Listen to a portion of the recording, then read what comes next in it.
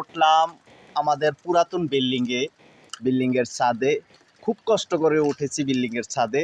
আপনারা দেখছেন এই যে ভিডিওটা, এই অনেক কষ্ট হয়েছে গাছ দিয়ে বেয়ে উঠতে আমার।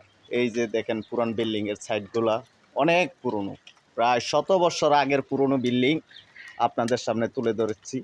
এই দেখেন এই যে বিল্ডিংয়ের সাইডগুলা অনেক বছর আগে, যা বিল্ডিংয়ের সাইডগুলা দেখবেন এই যে চামড়াগুলা খসে খসে পড়ে যাচ্ছে।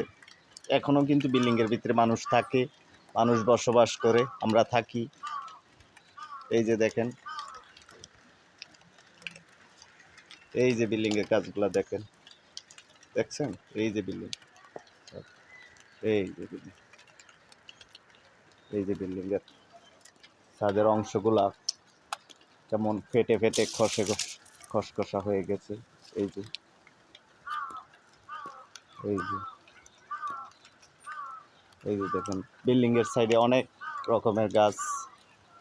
এই